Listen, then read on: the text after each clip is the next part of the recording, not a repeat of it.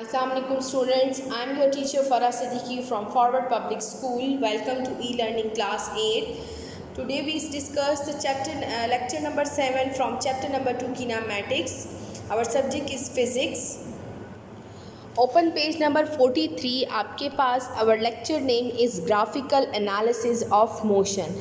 हम लोगों ने पैरामीटर्स ऑफ मोशन डिस्कस किए हैं। अब उन्हीं पैरामीटर्स ऑफ मोशन को हम ग्राफिकली कैसे डिनोट कर सकते हैं, उसके लिए हमें सबसे पहले ग्राफ को पढ़ना पड़ेगा।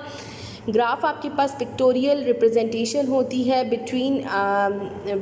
Pictorial representation of vector quantities होता है।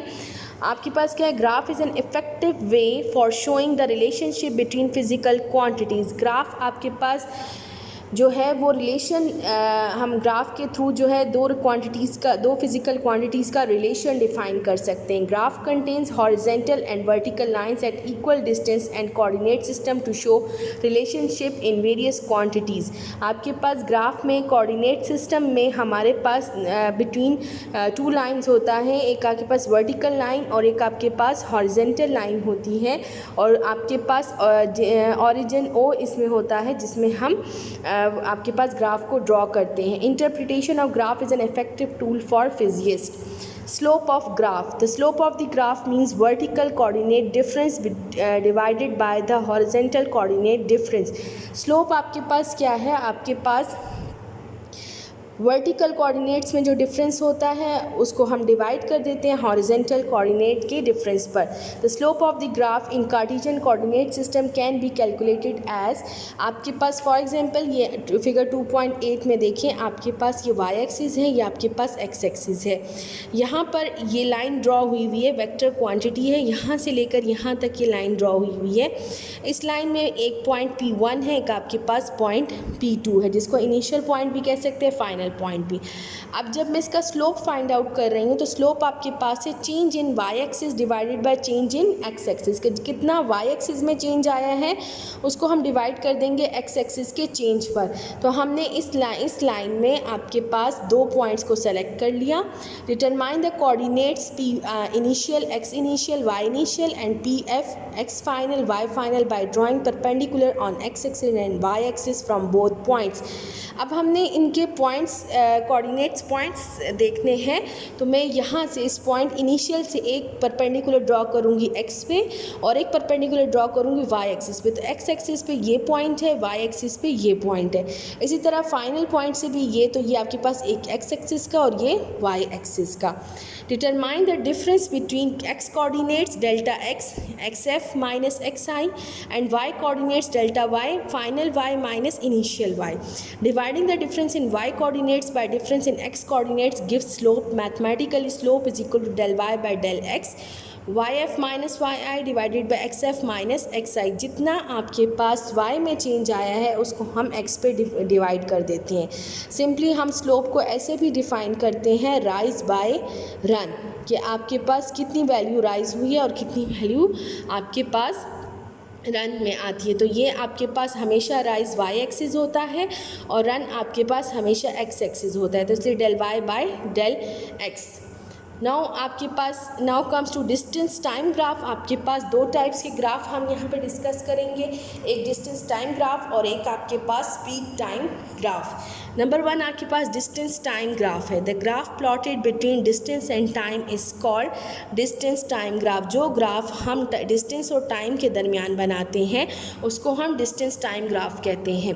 आप लोगों को पता है वाई एक्सिस हमेशा डिपेंडेंट क्वांटिटीज़ होती हैं, एक्स एक्सिस पे हमेशा इंडिपेंडेंट क्वांटिटीज़ होती हैं। तो डिस्टेंस आपके पास डिपेंडेंट क्वांटिटी है तो इसलिए हम वाई एक्सिस पे लेंगे, टाइम आपके पास इंडिपेंडेंट क्वांटिटी है तो हम इसको एक्स एक्सिस पर लेंगे। In this graphical analysis, the distance is plotted along vertical y-axis and the time along horizontal x-axis. Distance time graph is always in the positive xy plane. As with passage of time, distance never goes to negative axis, irrespective of the direction of motion.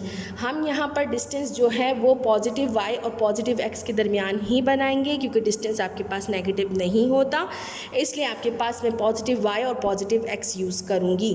The slope of distance time curve only gives speed. अब आपके पास slope, जो ये line आपके पास बनी है between y axis and x axis, अब ये लाइन आपको क्या शो करेगी? ये तो डिस्टेंस है, ये टाइम है, इसमें तो डिस्टेंस भी है, इसमें इस लाइन में टाइम भी है, तो ये लाइन आपको क्या शो कर रही है? तो कि ये स्लोप है, तो ये स्लोप आपके पास क्या शो करे? तो स्लोप आपके पास होता है del y by del x. तो आपके पास डेल वाई पे आपके पास डेल एस है और एक्स एक्सिस पे आपके पास डेल टी है। तो डिस्टेंस डिवाइड बाय टाइम आपके पास क्या होता था? स्पीड। तो आपके पास speed of the graph, slope of the graph क्या शो कर रहा है? स्पीड शो कर रहा है। क्लियर हो गया? Consider the motion of a object which covers a distance of 100 metre in 10 second. अब हम कहते हैं कि आपके पास ग्राफ में हमें शो हो रहा है कि आपके पास एक ऑब्जेक्ट है जिसने 100 मीटर डिस्टेंस कवर किया in 10 second. The slope of distance time graph will give speed as equation 2.10 can be written as del s by del t s f minus s i by t f minus t i. From equation 2.1 it is definition of speed, therefore speed is equal to 100 meter minus 0 meter 10 second minus 0 second। 100 metre divide by 10 gives you 10 metre per second. तो आपके पास इस graph की जो speed है वो क्या है? 10 metre per second, या स्लोप क्या है? 10 मीटर पर सेकेंड है। ग्राफिकल इंटरप्रिटेशन, आपके पास 3 टाइप्स के ग्राफ हम ड्रॉ कर सकते हैं। नंबर 1, आपके पास zero speed means no motion at all. Uniform speed मतलब कि आपके पास बॉडी जो है वो इक्वल डिस्टेंस कवर कर रही है in equal interval of time में, और आपके पास बॉडी जो है वो अपनी स्पीड को चेंज नहीं कर रही। वेरिएबल स्पीड की बॉडी अपनी स्पीड को कंटिन्यूसली चेंज कर रही है। ज़ीरो स्पीड या नो मोशन एट ऑल का जो ग्राफ होता है वो हमेशा आपके पास जो उसका स्लोप होता है वो पैरेलल टू एक्स एक्सिस होता है, या बिल्कुल एक्स एक्सिस पर होता है या पैरेलल टू एक्स एक्सिस होता है। Time is passing and no change in distance is seen. इसका क्या मतलब है कि फॉर एग्जांपल ये 25 मीटर डिस्टेंस पर बॉडी जो है वो आ गई है, उसके बाद टाइम गुजर रहा है लेकिन बॉडी अपना डिस्टेंस चेंज नहीं करी, तो इट्स मीन कि बॉडी किस पर है? रेस्ट पर है। ठीक है, बॉडी रेस्ट पर है, यहाँ पर कोई मोशन नहीं हो रही। It means the body is at rest since there is no slope so the speed is zero. जब आपके पास स्लोप ही नहीं है, डिस्टेंस ही कवर नहीं हो रहा, तो आपके पास स्लोप क्या है या स्पीड क्या है? वो ज़ीरो आ जाती है। ठीक है, uniform speed, the distance is increasing linearly with time, the slope is constant, therefore object is moving with uniform speed. जब आपके पास ये इंक्लाइंड से आता है तो इट्स मीन कि आपके पास इक्वल डिस्टेंस कवर हो रहा है in equal interval of time, तो आपके पास यहाँ पर यूनिफॉर्म स्पीड का ये इस तरह स्लोप बनता है कि आपके पास बॉडी जो है वो अपनी स्पीड को चेंज नहीं कर रही बल्कि वो इक्वल डिस्टेंस कवर कर रही है in equal interval of time में। फिर आपके पास variable speed, the distance is changing non linearly with time, spiking down, the slope is changing, therefore object is moving with variable speed। पहले object ने ज़्यादा डिस्टेंस कवर किया, कम time consume किया, अब वो डिस्टेंस कम कवर कर रही है लेकिन टाइम ज़्यादा कंज्यूम कर रही है, तो इट्स मीन कि यहाँ पर इसकी स्पीड ज़्यादा थी, यहाँ अब इसकी स्पीड कम हो रही है, और ये नीचे अगर स्लोप आएगा तो इट्स मीन कि आपके पास स्पीड ज़ीरो की तरफ जा रही है। तो आपके पास यहाँ पर जो स्पीड है बॉडी की वो कंटिन्यूसली चेंज हो रही है, तो ये आपके पास वेरिएबल स्पीड का ग्राफ हो गया। अगर आपको ये चीज़ें क्लियर हो गई हैं तो आप ये क्विज़ जो है वो इजीली घरों में कर सकते हैं। डिस्टेंस टाइम ग्राफ का, which of these graph has higher speed, इनमें से किसकी स्पीड ज़्यादा है?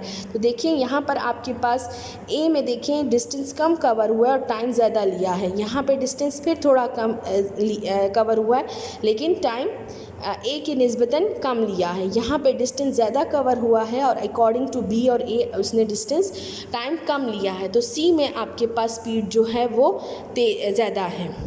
विच of these graph show increasing speed, यहाँ पर आप देखें यहाँ पर आपके पास पहले स्पीड कम थी क्योंकि डिस्टेंस कम कवर हुआ लेकिन टाइम ज़्यादा लिया, लेकिन एकदम से आपके पास जो है वो स्लोप बना है, तो इट्स मीन कि आपके पास ए की स्पीड ज़्यादा है और बी की स्पीड कम है, तो यहाँ पर आपके पास ए वाला करेक्ट आंसर है।